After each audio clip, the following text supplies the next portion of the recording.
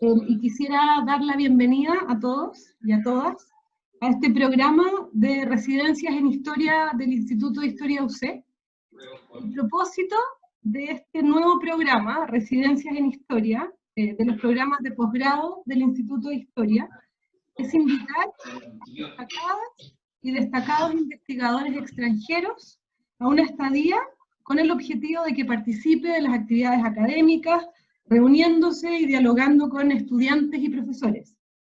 El programa no está asociado a una docencia en específico, sino más bien a que la invitada o el invitado utilice su tiempo y el espacio del instituto para terminar algún artículo, algún libro, o compartir con la comunidad las reflexiones de un proceso de investigación en curso.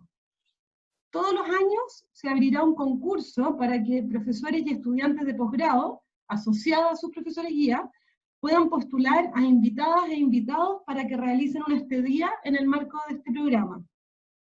El primer invitado del programa es el profesor Javier Moscoso, que por las condiciones globales no nos puede acompañar en julio, razón por la cual se ha decidido abrir una serie de lecturas públicas asociadas al programa y titularlas precisamente Residencias en Historia, como un espacio de reflexión virtual y común que permite ingresar en esas investigaciones en curso.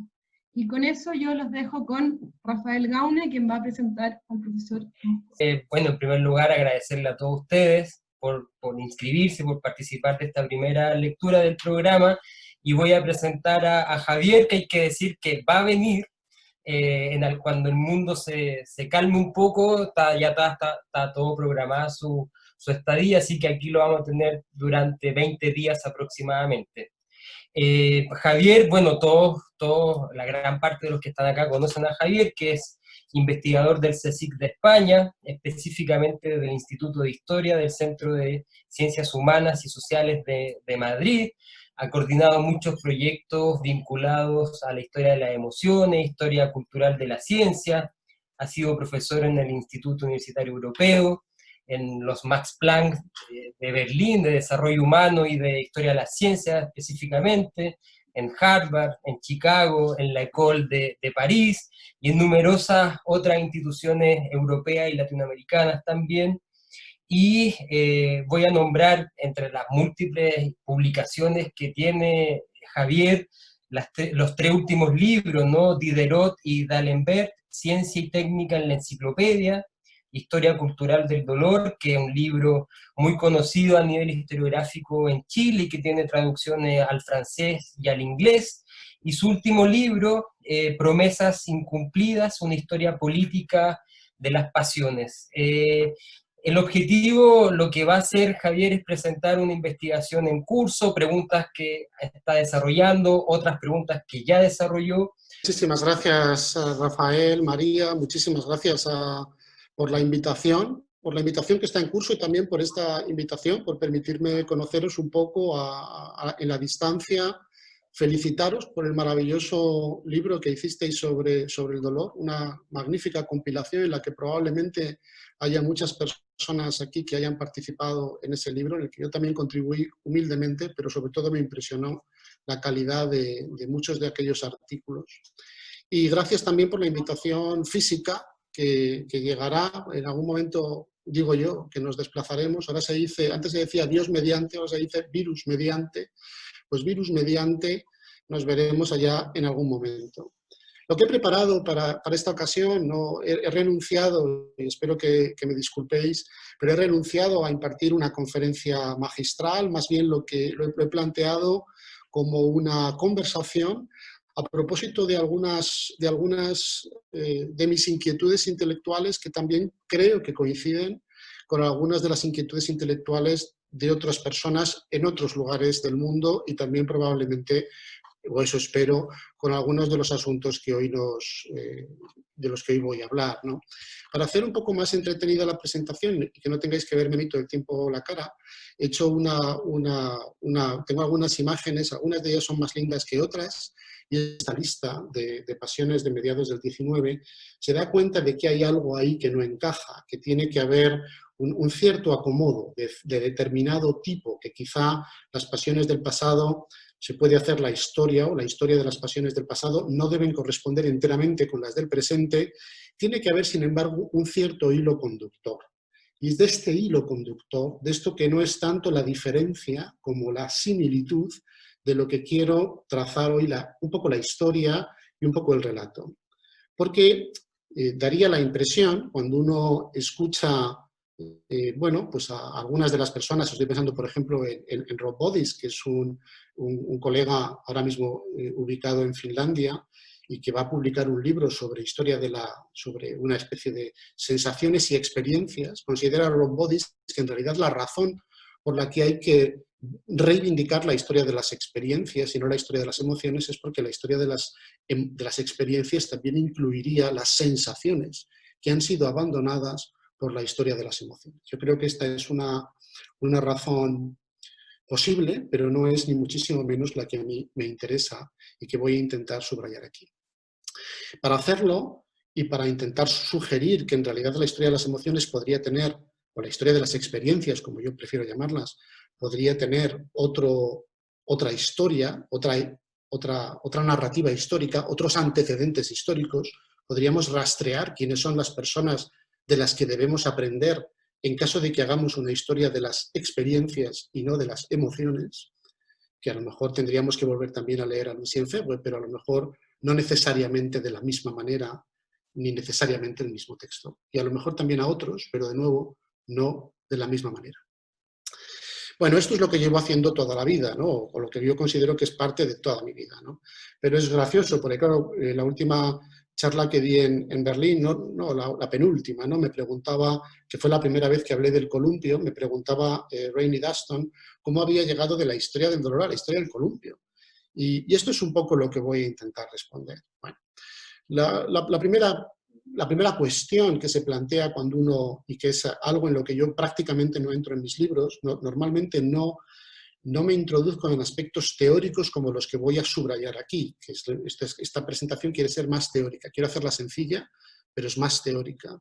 Y el primer problema que uno tiene cuando se enfrenta a la historia del dolor o a la historia de cualquier otra experiencia, pero sobre todo, fundamentalmente en mi caso fue la historia del dolor, es saber qué tipo de cosa es eso el dolor.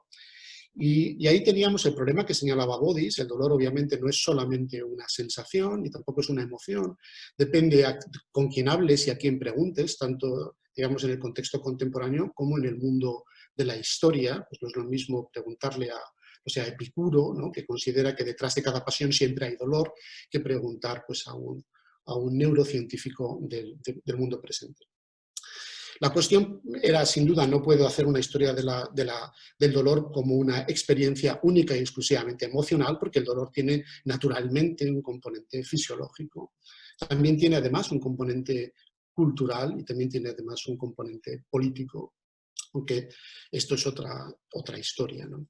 Sin embargo, me parecía a mí que lo más importante, y fue una de las tesis que defendí en el caso de ese libro, era que cualquier experiencia lesiva, cualquier experiencia de dolor, involucraba la presencia de un público, es decir, tenía que haber un marco cultural, una cierta proyección sobre cómo podemos hacer que nuestras sensaciones o nuestras experiencias sean significativas.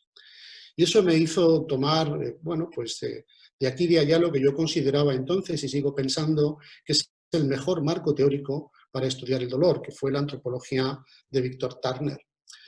Podía haber buscado otra opción, pero esta me parecía que era la mejor, porque se trataba, para empezar, de una antropología de la experiencia, se trataba además de una antropología de la experiencia que partía de algunos hechos que yo encontraba sistemáticamente en las fuentes y que además me permitía sortear algunas de las dificultades más importantes a la hora de entender los fenómenos lesivos, incluyendo aquellos acontecimientos en donde uno esperaría que algo duela y no duele, o donde uno esperaría que algo no duela y duele, o donde las cosas no duelen en la proporción o de la manera que se consideran adecuadas.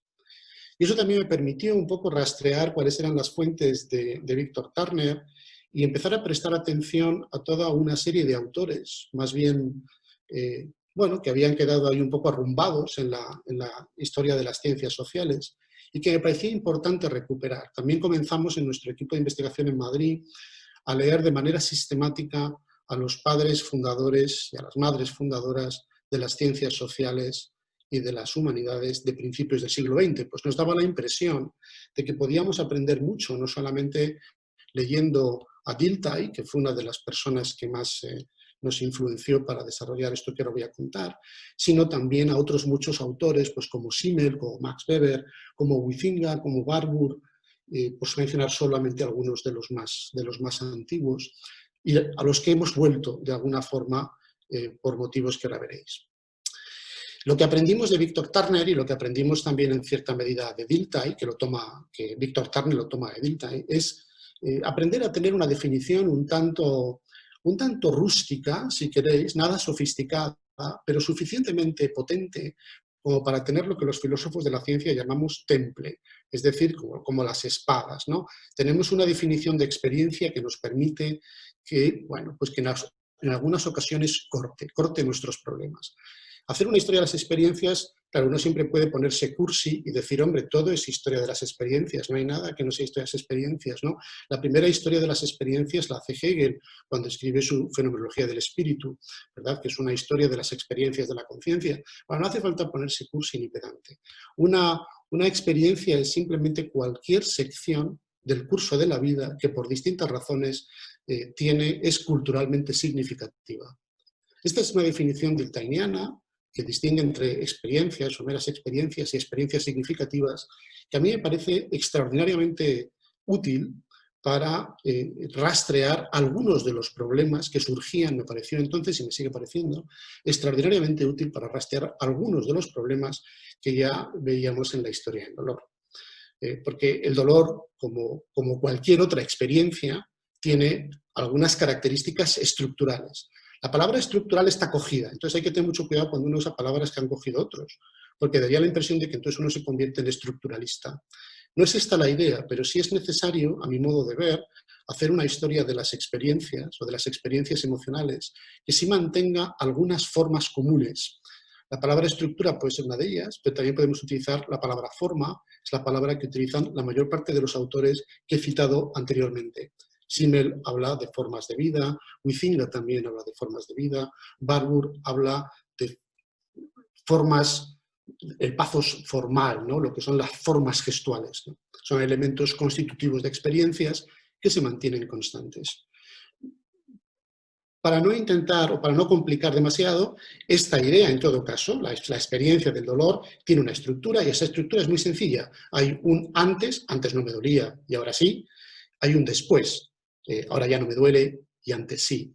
Ese acotamiento del flujo de la vida es lo que constituye una experiencia, pero además debe ser una experiencia significativa, es decir, debo saber que es una experiencia que puedo transmitir, que puedo convertir en una historia, que puedo convertir en un relato, que puedo objetivar, que puedo transmitir y que en consecuencia también tiene un significado para mí.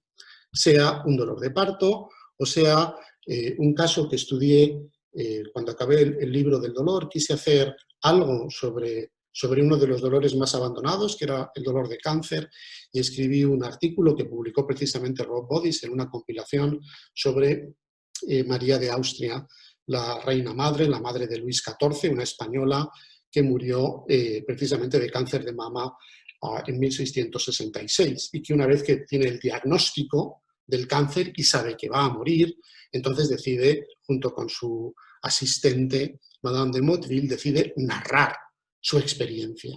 Es una experiencia que tiene un principio, que es el inicio del diagnóstico, y tiene también un final, que es el final de lo que sabe ella que va a ocurrir. Y que en consecuencia puede dotarle de un sentido y puede dotarle de un significado. Y necesita para hacer eso una serie de cosas que los historiadores de las emociones o de las experiencias debemos conocer. Debemos conocer cuáles son las condiciones bajo las cuales o a partir de las cuales el flujo de la vida se transforma en una experiencia culturalmente significativa que pueda aislarse y que pueda objetivarse, bien sea transformada en un relato o bien sea transformada en una pintura o lo que se quiera, en cualquier forma de objetivación, que también es una palabra nietzscheana. De hecho, una diapositiva que he utilizado mucho cuando trabajaba sobre el dolor ha sido esta, que no sé si ven ustedes, si veis bien, es una diapositiva, no la quiero poner, no, es una diapositiva que simplemente señala, tiene a Nietzsche arriba y abajo tiene a Dilthey, porque todo lo que es la historia de las emociones y de la experiencia, a mi modo de ver, siempre va a remitir a Nietzsche de un modo o de otro. Este es el gran autor que hay que leer para hacer esto que él llamaba la genealogía de la cultura, es decir, entender que detrás de las expresiones culturales siempre hay experiencias dramáticas. Esa sería una posibilidad. La otra posibilidad, esa sería, por así decir, la opción top-down. Vamos a las materializaciones de la cultura y buscamos en las expresiones de la cultura las experiencias del cuerpo. Esto sería Nietzsche puro y duro. También tenemos la opción bottom-up, que es la opción diltheyniana, que es hacer una epistemología de la experiencia. Es decir, buscar las condiciones de posibilidad para que nuestras experiencias o el flujo de la vida, nuestro flujo de la vida, constituya o se convierta en experiencias culturalmente significativas. Esto es el programa de investigación que aparece en el libro del dolor, y también es el programa de investigación que en cierta medida apareció en el siguiente libro, que fue la historia política de las pasiones. En este libro, siguiendo muy de cerca a otro autor muy importante, que yo creo que... esto siempre se lo digo a mis estudiantes, lo que pasa es que algunos me hacen caso y otros no, ¿no? Pero no todos los libros se leen de la misma manera. Entonces, cuando uno lee, por ejemplo, a Koselleck, que es el autor al que voy a hacer referencia, merece mucho la pena leerlo muy despacio, y merece mucho la pena no leer a lo mejor a todo Koselleck, pero sí leer algunas cosas de Koselleck muy despacio. En uno de los textos de Koselleck, que no recuerdo ahora mismo, Transformación de la experiencia no sé, es la experiencia, en realidad va de cómo la experiencia produce diferentes formas de narración. Luego quizá en las preguntas lo busco por ahí y digo cuál es exactamente el título, ¿no? Hay que acordarse también del título de los artículos y de los libros que uno va leyendo, ¿no? Pero bueno, en todo caso lo leí con atención, creo, y aprendí algo que era muy importante para mí en ese momento, y era comprender que detrás de una narración siempre había un conjunto de experiencias en lid, o por así decir, en disputa, que no había mejor manera de estudiar lo que son las emociones o la historia de las emociones, que estudiar no cómo podemos acceder a los contenidos de la conciencia de los demás, incluyendo aquellos demás que ya están muertos, sino cómo podíamos hacer para comprender cómo una experiencia se transforma en un relato, una experiencia culturalmente significativa se transforma en un relato. Es decir, cómo a partir, por ejemplo, de este archivo, que es como yo comencé ese libro, sumergiéndome en los archivos para intentar ver en qué medida las emociones que habían llevado a muchas personas a Bicêtre, que es un centro de salud de principios del 19, de lo que es un centro de alienados, cómo es posible que algunos de ellos no tuvieran más síntomas que síntomas emocionales, y cómo se habían transformado esas emociones en criterios clínicos. O al contrario, cómo había sucedido que algunos clínicos habían decidido utilizar las emociones como forma de terapia social. El problema, sin embargo, siempre era el mismo, que era, rastrear o intentar comprender las condiciones de posibilidad para que un conjunto de experiencias emocionales se transformara en una historia, incluyendo en este caso la diferencia entre la historia, la memoria y también nuestra propia historia del tiempo pasado. Este es el texto, quizá una de las cosas más simpáticas que pueden encontrarse en este libro, ¿no? Que es la idea de que, en realidad, puesto que las pasiones están ligadas a los estados emocionales y a los estados clínicos, uno puede no solamente recorrer el camino más común de la medicalización o de la objetivación de las pasiones en el discurso clínico, que es una opción, es la opción Foucaultiana, también se puede recorrer el camino inverso y pensar en qué medida las pasiones pueden ser utilizadas como instrumento de educación y de control político clínico, como esta maravillosa disertación de Jean-Baptiste Colin, un joven médico que publica muy en consonancia con otros autores de la época, pero claramente lo dice en el título, como lo veis ahí en de las pasiones del hombre y sus influencias sobre la economía animal, con un ensayo sobre el sentimiento de lo bello y de lo sublime considerado como tratamiento moral de las pasiones. Es decir, de lo que se trata es de que ustedes comiencen a hacer cosas que de alguna forma movilicen sus emociones y sobre todo seamos capaces de influenciar su ciudadanía a través de la conducta pasional. El ejemplo que más me gusta, hay dos recomendaciones, claramente las dos van de la provocación artificial de lo sublime en la conciencia ciudadana. Una es, suba usted a los montes, ¿no? Nadie antes de comienzos, de finales del siglo XVIII se subía a los montes, y otra es, contemple usted las ruinas, es decir, enfréntese al infinito matemático, que diría Immanuel Kant, enfréntese al abismo para controlar su ambición, o por el contrario, enfréntese a ese lugar en el que acaban todas las grandes ambiciones de la historia. Bueno, ¿qué tiene que ver esto con el columpio, ¿no? Bueno, el columpio llega un poco con los restos de otras muchas cosas. El columpio está en la misma raíz de dos de los problemas que acabo de mencionar. El columpio supone una modificación o estaría dentro de lo que es la modificación artificial del sistema vestibular, que es, como sabéis, el oído interno que se ocupa del sentido del equilibrio. El columpio es la forma en la que tenemos, una de ellas, en la que tenemos los seres humanos de darnos cuenta de que podemos jugar con nuestro sentido del equilibrio, que está oculto dentro del oído y que estuvo oculto dentro de lo que es la historia de la ciencia hasta mediados del siglo XIX. Yo quería intervenir en esto de la historia de las sensaciones o de los sentidos, pero me daba la impresión de que los historiadores de los sentidos siempre se dedicaban a estudiar los sentidos de siempre, ¿no? Los sentidos, los 5 sentidos tradicionales en el contexto europeo, olvidando los propioceptores, de los que yo ya sabía algo precisamente porque había dedicado parte de mi tiempo a la historia del dolor. Me parecía además importante también analizar sentidos internos que tuvieran, por así decir, una historia oculta. Y la historia del oído interno y la historia del mareo, del vértigo, de la oscilación, estaba perfectamente en ese camino. Pero en realidad el problema no era solamente ese, sino intentar comprender algo que estaba en la raíz misma de la historia del dolor y en la raíz misma del problema político que se planteaba, a mi juicio, en el libro sobre las pasiones a comienzos del siglo XIX. Y es cómo podemos, sin caer en un biologicismo ramplón, cómo podemos entender, de hecho, las pasiones del pasado, cómo podemos incluso construirlas si fueran, construir un relato si fueran enteramente diferentes a las pasiones del presente o a las emociones del presente. Es decir, podemos perfectamente entender que la noción del amor cortés o del amor romántico no se corresponde con nuestra experiencia del amor posmoderno, podríamos llamarlo, pero sin embargo daría la impresión de que tiene que haber algunos elementos comunes que nos permitan identificarlo, que nos permitan trazar una historia.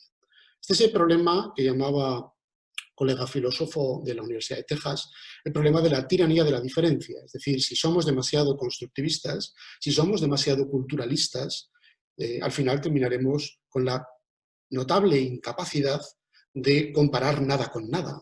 Sabremos mucho del contexto cultural en el que se desarrolla una cierta noción del amor o del odio o del resentimiento, pero no podremos hacer una historia del amor, del odio o del resentimiento. Eso por un lado, ¿no? Este es un problema historiográfico que puede ser importante, pero no es el problema mayor. El problema mayor es que vivimos en un mundo globalizado y que, a mi juicio, los historiadores y los filósofos debemos proporcionar una nueva idea de lo que se quiera que sea la experiencia humana que no pase por los delitos y los pecados cometidos por el humanitarismo ilustrado. Es decir, necesitamos una nueva concepción de la naturaleza humana, si puedo utilizar estos términos entre comillas, que no sea necesariamente la naturaleza humana defendida en los patrones de la Ilustración, pero que sin embargo nos permita saber qué es lo que nos une a los seres humanos en la historia y en la geografía, y no tanto qué es aquello que nos separa. ¿Cómo puedo escribir la historia del dolor si no hay ninguna correspondencia, si no hay nada que una el dolor de los protagonistas de los dramas de la tragedia griega y el nuestro propio? ¿Cómo puedo escribir la historia del dolor de parto siendo un varón ¿cómo puedo escribir la historia de otras tantas desgracias o de tantas circunstancias estando en una posición exógena? ¿Puedo comprenderlo? ¿Se aplican las ciencias comprensivas?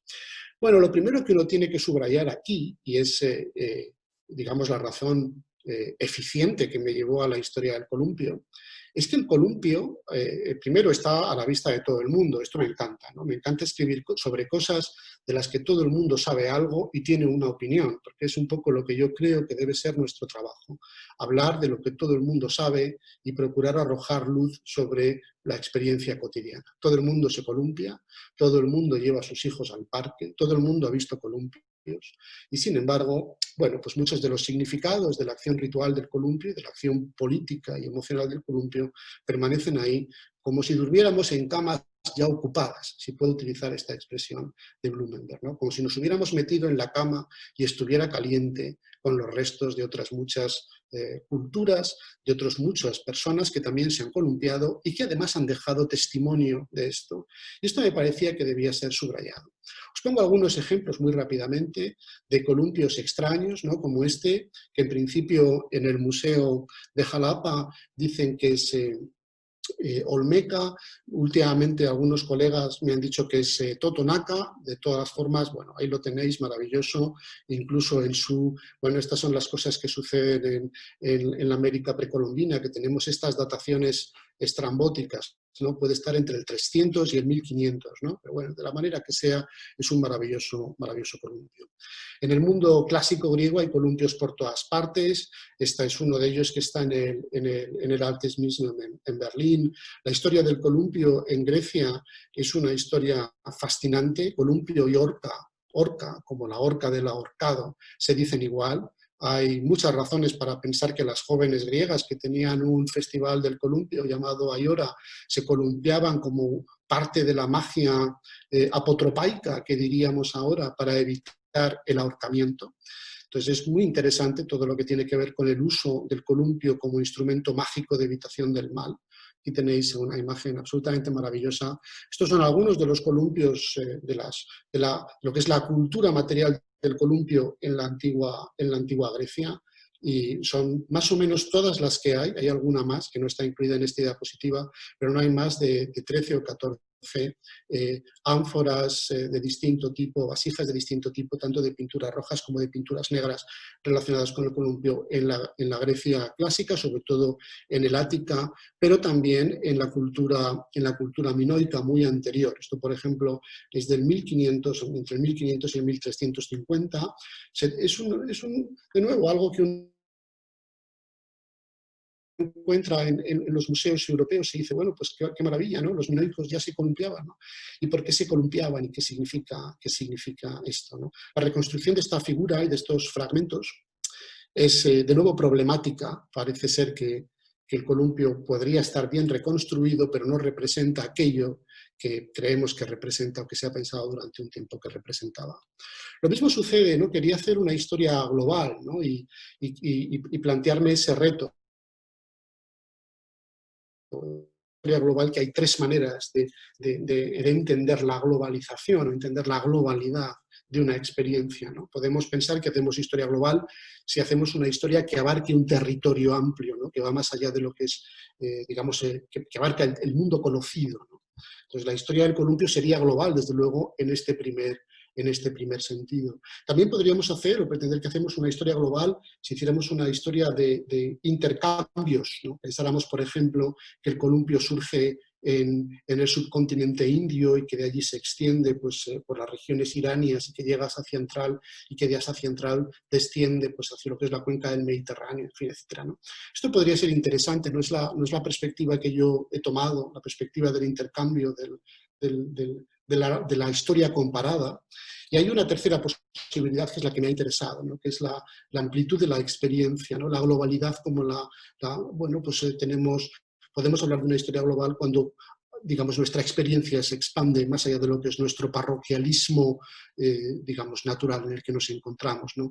La historia del columpio, sin embargo, supone una reducción. Ha pasado de ser un objeto de enorme importancia a ser un objeto de enorme importancia ritual, a ser un objeto, una cosa que se ha dejado en manos de los niños, ¿no? Una especie de residuo cultural sobre el que merece, a mi juicio, la pena reflexionar, ¿no? Uno de los instrumentos que más me gusta enseñar es este, es el Gran Columpio. Algunos de vosotros, de vosotras, habréis estado en Van Gogh y quizá lo hayáis visto, ¿no? Hayáis visto este artefacto que los turistas se creen que es una puerta, ¿no? Y no es una puerta, es un columpio. Estuvo en funcionamiento desde tiempo inmemorial, pero vamos, este en particular se crea en 1785 y estuvo en funcionamiento hasta mediados del siglo XX, donde se desconsidera por razones económicas y también por el peligro que corrían las personas que se columpiaban ahí, ¿no? Había distintos accidentes. Eso, todo el ritual de este columpio tailandés está razonablemente bien estudiado. En Europa se considera, y cuando pensamos en el columpio, pensamos sobre todo en juegos de infancia. Esto también me gustaba de este proyecto, pensar hasta qué punto nuestra idea de la infancia es una idea deformada, es una idea en la que todos nuestros prejuicios se agolpan y en qué medida además la historia de la infancia y la historia de los niños es muy distinta. Esta es una de las imágenes más emblemáticas, porque es una imagen enciclopédica de Peter Bruegel sobre los juegos de infancia. Hay aproximadamente 100 y pico juegos y 200 y pico niños jugando a las cosas más variadas, desde el juego del aro a revolver la mierda. Muchos juegos son perfectamente identificables y también se practican hoy en día.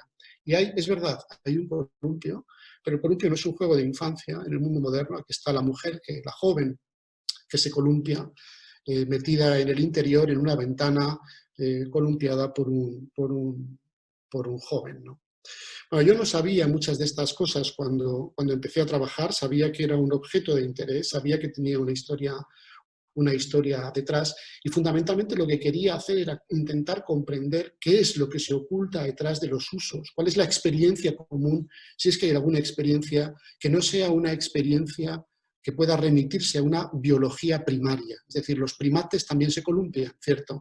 También se columpian las sardinas, esto ya lo cuenta Plutarco, y los delfines. Los pájaros, por supuesto, se columpian, y tanto se columpian que en las jaulas de pájaros a partir del siglo XVIII comenzaron a ponerse balancines para que pudieran columpiarse también en cautividad. Ahora, no es esta, yo creo, que la solución al problema de los universales culturales. Mi problema es muy parecido a otros problemas que podéis encontrar, por ejemplo, en Carlo Ginzburg, que cuando estudia fenómenos de correspondencias entre distintas formas de chamanismo, es muy parecido a lo que se plantea Avi Warburg cuando intenta comprender por qué los mismos gestos corresponden a regiones espaciotemporales tan distintas. Es muy parecido a lo que estudia, y aquí voy a mencionar a un clásico, pero no al clásico que normalmente se menciona cuando se habla de historia de las emociones, que es Huizinga o Huizinga, como dicen los holandeses. Huizinga, famoso por el otoño de la Edad Media, escribe un Homo Ludens, que es un libro en el que está precisamente interesado en el juego como una forma ritual no sagrada, que sin embargo no necesariamente conectada con la infancia, donde él entiende que se trata de una experiencia humana suprabiológica. Este es mi problema también. El columpio es, en cierta medida, un juego, a veces sagrado, a veces no, pero es también una experiencia humana suprabiológica.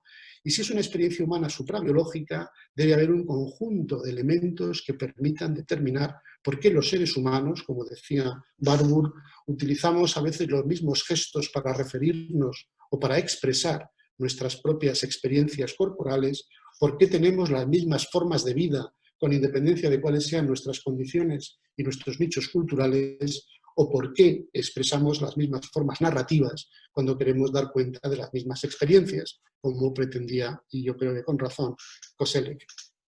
Bueno, la historia del columpio es muy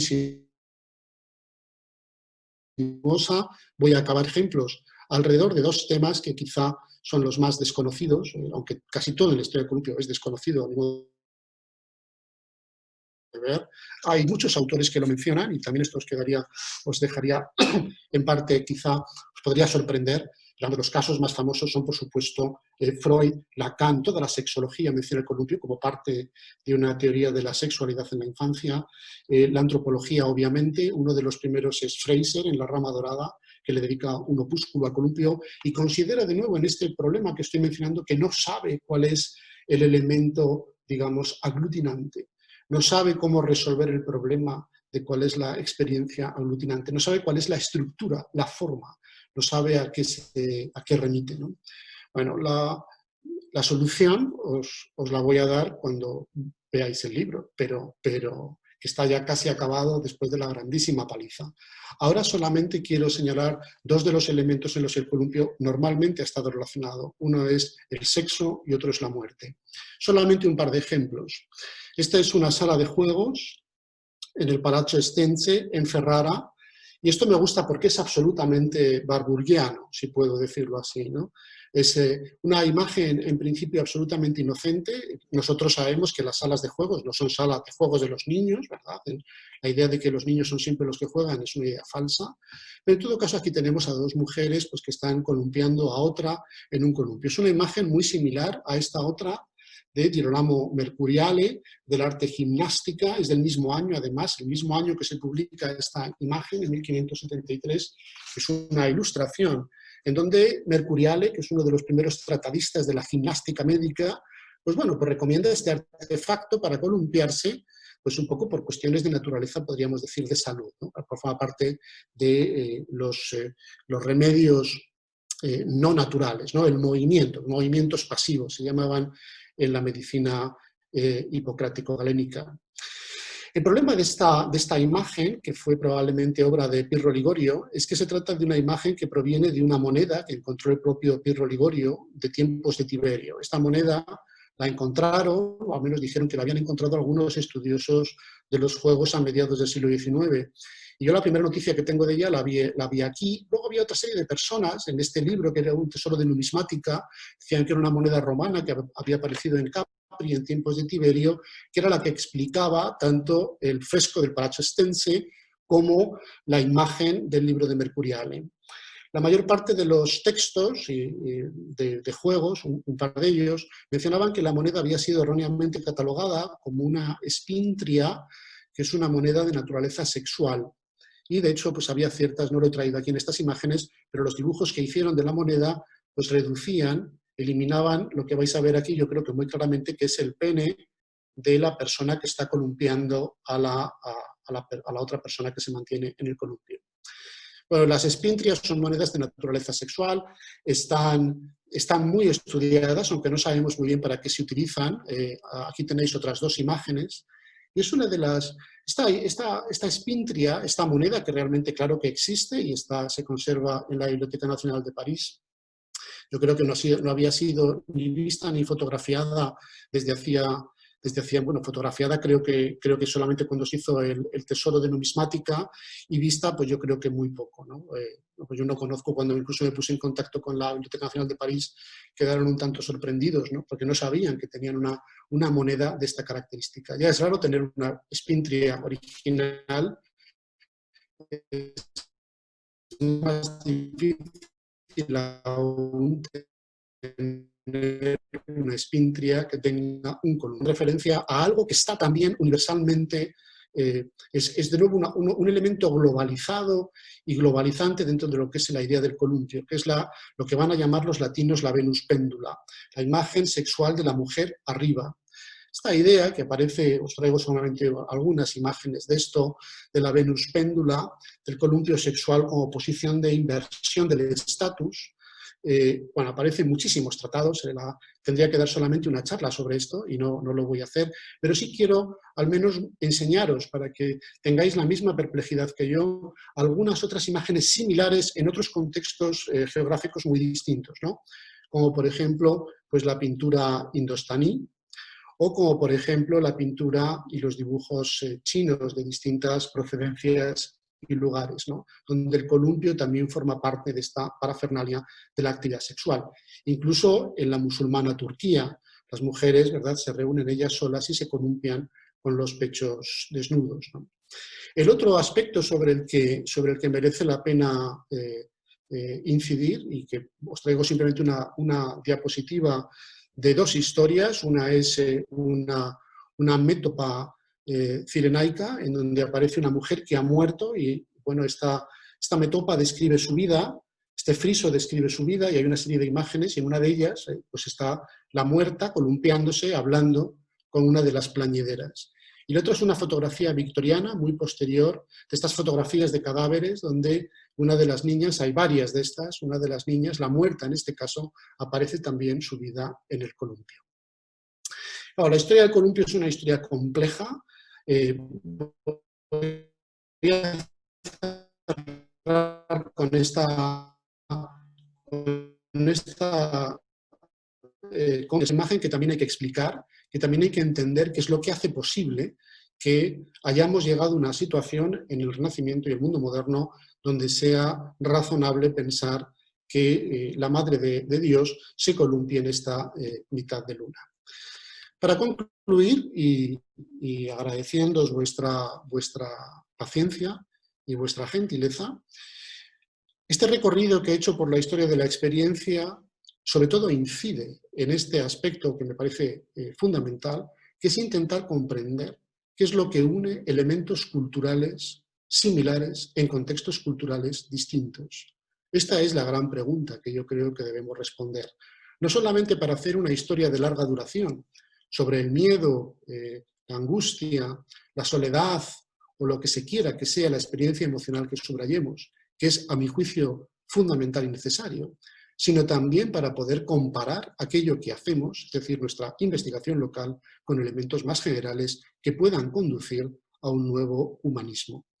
Y aquí lo voy a dejar. Muchas gracias y ahora, pues encantado de responder vuestras preguntas.